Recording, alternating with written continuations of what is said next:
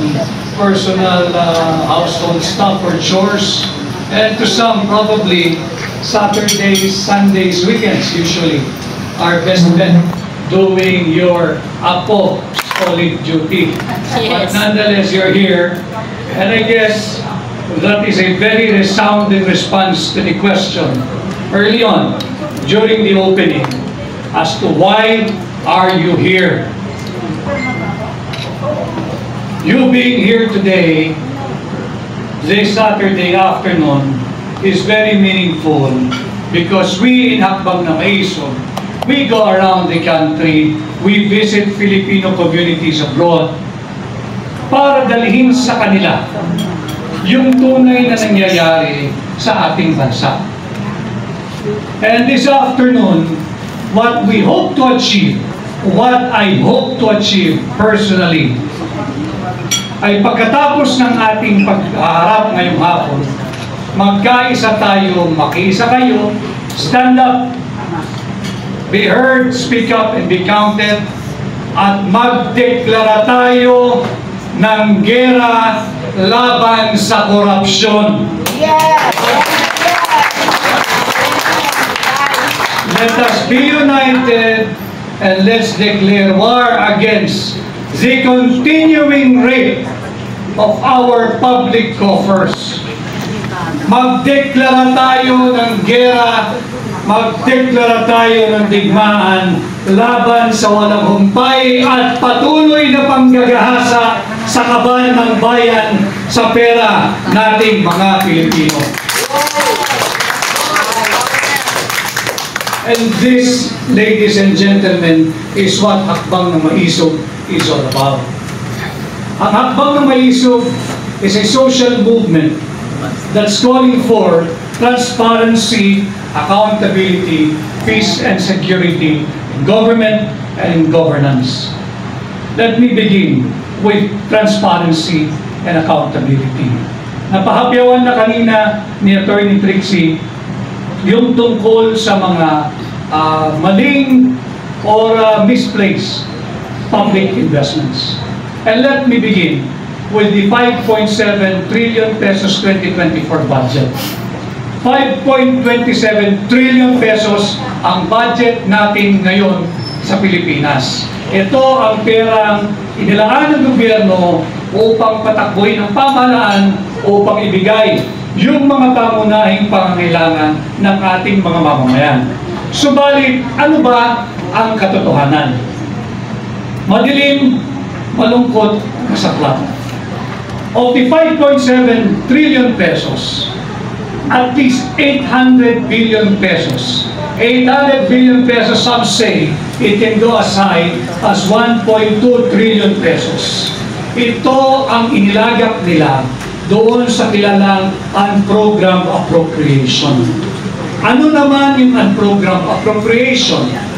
To simplify, para sa milyon-milyong Pilipinong nakikinig ngayon at nanonood sa social media platforms ng iba't ibang vloggers na naririto ngayon, na nais ko rin kayong kilalanin at pasalamatan. 800 to 1.2 trillion unprogrammed appropriation or simply pork barrel ng mga legislators, ng mga mambabatas, pork barrel, pati ng Office of the President. Nasaan yung 800 billion to 1.2 trillion pesos na yan? Dapat natin silang panagutin. At hindi po nakakalayo noong July 23, if I'm not mistaken, that's the date, noong naghahatid ng State of the Nation address si Pangulong Bongbong Marcos Jr. Kanyang ibinida, full of conviction, na meron na raw sila in 2 years lamang ng kanyang panunungkulan, 5,500 flood management programs ang naipatupad. Lagyan natin ng halaga in relation to 800 billion to 1.2 trillion pesos na napupunta doon sa pork barrel funds. Yung 5,500 flood control programs, ang katumbas po niyan sa piso ay 500 billion pesos higit kumulang. Okay. Nasaan yung 500 billion pesos sigit kumulang na ibinibidang nailagay na raw, naipatupad at naririyan na at hindi na tayo makakaranas ng baha. Dumating ang bagyong Karina na sinabayan ng habagat. Alam naman ninyong lahat ang nangyari sa malaking bahagi ng Luzon, higit pa sa Metro Manila. At nababanggit din yung kinatawan kanina ng Marikina City na nakatanggap apparently ng 3 billion pesos worth of infrastructure projects. Bakit baha pa rin sa Marikina?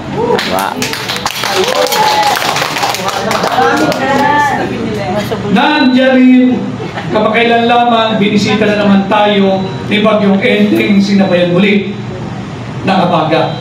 Anong nangyari? Same old situation noong Karina. Nasaan yung 500 billion pesos na pera ng mga Pilipino? Dapat natin silang panagutin. In fact, dapat natin silang hingin. Hingan natin sila na ilathala ang listahan ng 5,500 flood control projects na sinasabing na isa na naipatupad na. Saan-saan linagay yung 5,000 tigmagkakanong halaga ang binigay kada kongresista, kada senador, kada flood control projects na ibinibida at bahagi ng 500 billion pesos na yan. Mahalagang pag-usapan paulit-ulit ito because every time na may bagyo, every time na may habagat, kahit walang bagyo, meron lang malakas na ulan, dinaranas natin ang paulit-ulit na baha na nagdudulot ng walang pasok sa eskwela, walang pasok sa gobyernong opisina, hanggang walang pasok na rin ang pribadong opisina. Billions of pesos are lost every time we are hit by these floodings. And yet, billions of pesos are lost every time Congress deliberate, appropriate, and allocate funds for flood control or flood management. Hindi na natigil ang kalbaryo nating lahat pagdating sa baha. Nasaan ang pera ng bawat Pilipino? Yan ang isa sa hinihingan natin ng transparency and accountability. Yung tungkol po sa budget pa rin. This year alone, I believe, mahigit 500 billion pesos na rin ang kanilang ginugugol sa ayuda. Hindi tayo magsusurvive kung gagawin tayo ayuda nation. Ang ayuda nation, ang ayuda, mga kababayan, ay stopgap measure. Binibigay lamang yan pag ang isang lugar, ang isang rehiyon, ang isang probinsya ay tinamaan ng kalamidad. Maaring dulot ng baha, maaring may bulkang pumutok, maaring may mga kung anumang sakuna, nagbibigay ng ayuda ang pamahalaan. So that it is intended for some societal benefits. Pero hindi ito magiging sustainable kung gagawin itong political tool. It is not now to gain societal benefits. Transform na nila ang ayuda into a political tool. To convert non-believers to believers. To convert non-voters into their voters. And yet, galing po sa pera nating mga Pilipino. Take for example, ito'y kakatapos lang a week ago or 2 weeks ago. 1.2 billion pesos ang ibinuhos sa Davao City in the form of ayuda. Ibinibidang 250,000 residents of Davao ang binigyan ng ayuda. Bakit ko sinasabing misplaced public investment? Meron bang nagbigay ng ayuda nung tinamaan ang napakalaking bahagi ng Luzon ng Bagyong Marina. Naulit pa ito nung Bagyong Ethel. Meron bang namigay ng ayuda doon sa mga biktima ng Bagyong Ethel? So it's a misplaced public investment. Ayuda supposed to give societal benefit, but they have turned it into a political tool for political repression, for political suppression, and to suppress the truth from the people, from you, from me, from all of us. And that is why we in Akbang ng Maiso are asking for transparency, accountability, peace, and security. Ang daming pera ang iginugugol sa maling investment. And let me just mention one of those mentioned by Architect Balyao. Binibida nila na tayo raw Pilipinas ay Taylor Swift ready by 2028. Taylor Swift ready. Gagawa ng malaking stadium na kayang i-host si Taylor Swift sakaling siya'y mag-isip na bumisita sa ating bansa. This is a misplaced public investment. While you may be aspiring to be Taylor Swift ready, you never aspire to be flood-free ready. Taylor Swift ready. For one night, two nights, sabihin mo ng 7 gabi na konsyerto, masaya ang Pilipino, may turista, domestic and foreign tourists. Pag alis niya, white elephant na, yan stadium na yan. Magagamit lang yan, evacuation center sa panahon ng kalamidad. And yet, patuloy pa rin tayo binabaha every time bisitahin tayo ng malakas na ulan o ihabagat. Never mind the bagyo. Sigurado yan.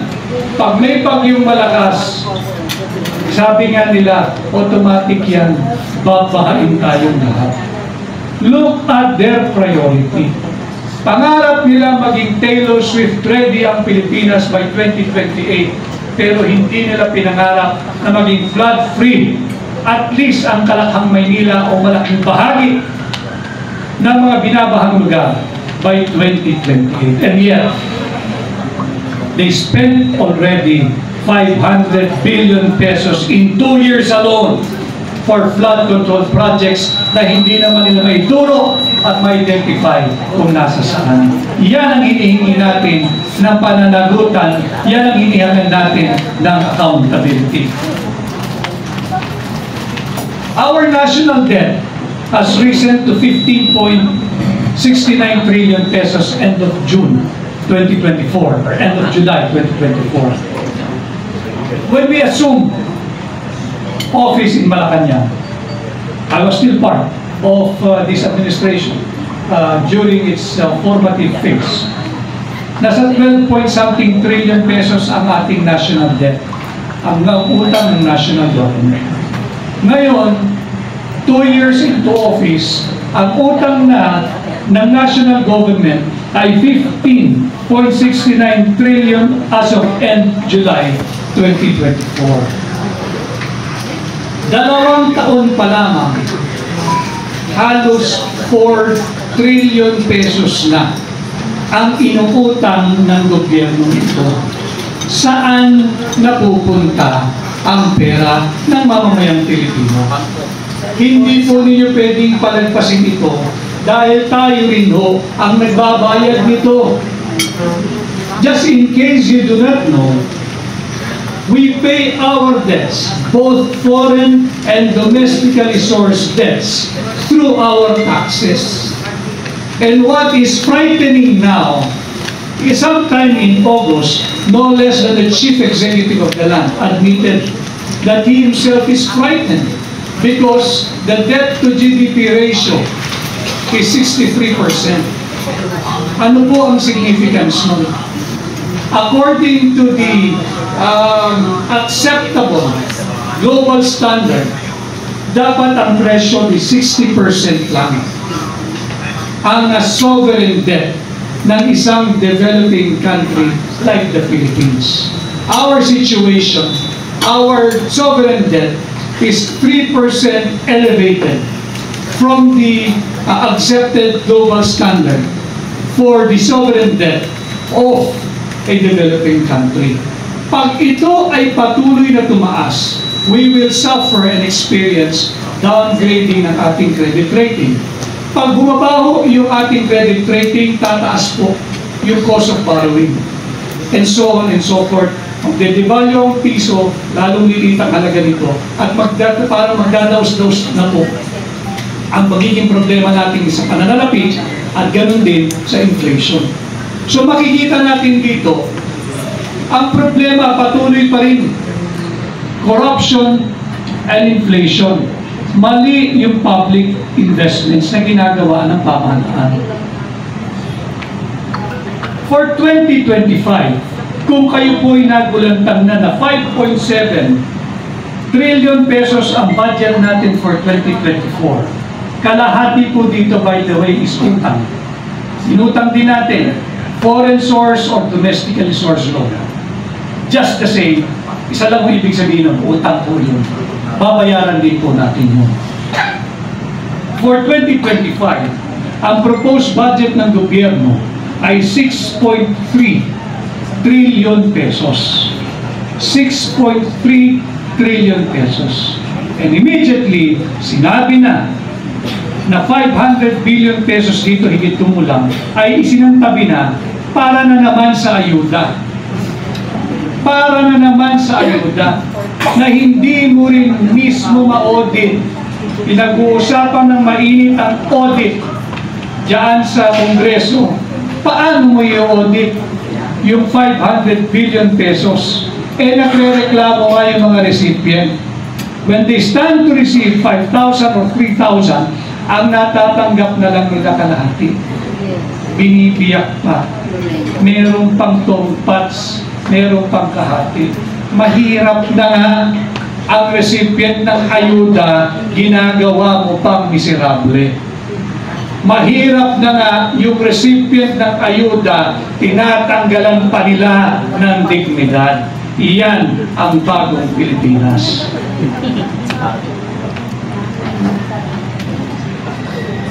It is important that I raise these matters to you because we always hear this government talk about economic growth. Let's stop fooling ourselves. Let's stop fooling our people. It is a fundamental principle in economics. When you talk about economic growth, you must outpace your debt. Hindi pwedeng mas malaki ang iyong pag-uutang kesa sa iyong economic growth. You have to outpace and you have to outgrow your debt. But as of now, mas malaki yung ating inuutang kesa dito sa ating tax collection. There are ways na makapag-likom at makapag-raise ng panibagong pondo, and that is through the introduction of new tax scheme. Ayaw naman nila. Bakit? Going into an election year, that is very unpopular. Maaari mo ring itaas ang existing taxes na pinahihiran ng gobyerno. Hindi rin nila gagawin yan. Why? Because that is also very, very unpopular leading into an election year. So anong gagawin nila? Meron bang viable economic activity ang bansa? Wala rin. Bakit? Dahil na rin yung gobyerno mismo ang nagsasabi na tayo ay malapit na sa bingit ng digmaan laban sa China. Sinong matinong foreign investor, sinong matinong mangangalakal ang magdadala ng kanyang hard-earned money sa isang bansang katulad ng Pilipinas na nasa bingit na ng digmaan laban sa kanyang superpower na kapitbahay na ang pangalan ay China. Now, since hindi sila handa at ayaw nila na magtaas ng mga buwis, O di kaya ay to introduce new taxes and there is an absence of economic viable activity, what do? We rely on our mga bagong bayani, yung OFW. Were it not for their remittance last year, $33.49 billion ang kanilang remittance. This was for last year. Hopefully, mas malaki ang iambang nila na yung taon. Nag-iikot kami kasama si Atty. Trixie sa iba't ibang bansa. Hinaharap natin yung ating mga Filipino community. Both yung migrants doon, yung mga workers natin doon. Sila mismo nagsasabi, paano ho kaya kung hindi na lang kami magpadala ng pera? Unang-una, kawawa yung mga kamag-anak ninyo. Pangalawa, kung gusto lang nating magprotesta, we can encourage them. Pero ultimately, ang tatamaan ng ating ekonomiya, if they stop spending here in the country through remittances sa kanilang mga kamag-anak, yung mga pinag-aaral, yung mga utang na binabayaran, tatamaan ang buong ekonomiya. Tatamaan ang lahat ng mga Pilipino. Yun yung sinasabi, pinupunto kanina ni Architect Brooks. Hindi porke middle class kayo o napapabilang sa upper strata of the society, safe kayo. Pag nagpatuloy ang ganitong mismanagement, this non-judicious way of spending public funds, this imprudent fiscal management, even those in the middle class, the upper middle, and the upper class of the society will get hit. Sino lang ang mag-i-enjoy? E di yung patuloy na nagnanakaw sa gobyerno. That is why, ang sabi ko sa inyo kanina, pagkatapos natin ngayong hapon, sana we all be united at magdeklara tayo ng giyera laban sa korupsyon. Even the mayor of Baguio City, Mayor Benji Magalong, in one of his public forum, when he spoke, sinabi niya, nag-present pa siya, meron pa siyang visual presentation. 70% ng bawat kontrata ang napupunta sa korupsyon. Halimbawa, ang isang flood control, wag nating tigilan yung flood control, panagutin natin sila rito. Halimbawa, ang flood control project na nagkakahalaga ng 10 million pesos. 7 million dyan na bulsa na ng mga korap sa gobyerno. 7 million ho yun, tapo na sa korupsyon. 3 million na lang. Yung 3 million na yan, anong kalidad ng flood control projects pa inaasahan ninyo na mapapaitupad dyan? Wala nang quality yung implementation ng 3 million pesos worth na originally 10 million pesos worth, for example, na flood control project. Siyempre, yung 3 million na yan, hindi naman lahat yan i-implement mo eh. May kontratista. May cost of money yung mamumuhunan. At dahil siya yung mamumuhunan, natural lang na dapat siyang kumita. Ano pa kikitain ng kontratista sa 3 million? Di siya mismo mandadaya na lang din. Ma-implement lang yung project, bahala na. Anyway, pagka isang malakas na ulan, inano diyang flood control project mo, bibigyan ka na naman ulit na mababatas. Bakit? May kita ulit siyang 70%. Bahala na yung mamamayan. Kahit nakatira ka pa sa isang magarang subdivision, walang ligtas sa bahay. Hanggat hindi nila tinatapos ang problema natin sa korupsyon. Problema noon, 40 years back, 30 years back, and here we are, present, corruption pa rin ang problema. Huwag naman tayong maging manhid, o huwag na natin tanggapin a way of life ito. I still believe that most of us, not just in this room, but most of us, the Filipino nation, we still hold on to the Filipino virtues na tapat, makabansa, makatao, at higit sa lahat, Pilipino. Huwag natin pabayaan dahil hindi na po sa atin itong ginagawa na pakikipaglaban. Ito ay para na sa ating mga kabataan at yung mga darating pang sa ating lahi. And I agree with Butch. Just giving a survey of those who are present in this room, I think all of you will be fine. Pag lang tayo lahat magkasakit, kung yun lang ang gusto nating papel sa buhay, you're neither here nor there, wala kang pakialam sa nangyayari sa lipunan, huwag lang magkakasakit, sa tingin ko, okay na kayong lahat. Pero paano yung mga anak ninyo? Paano yung mga apo ninyo? Hahayaan nyo na lang ba na patuloy na gagahasain ng mga nasa pamahalaan ang pondo at pera nating mga Pilipino? Pag-isipan po ninyo yun. At sana sa mga ganitong forum ay you will be more active.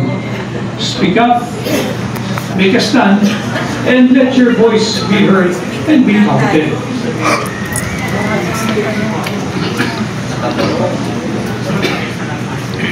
Ano ang solusyon?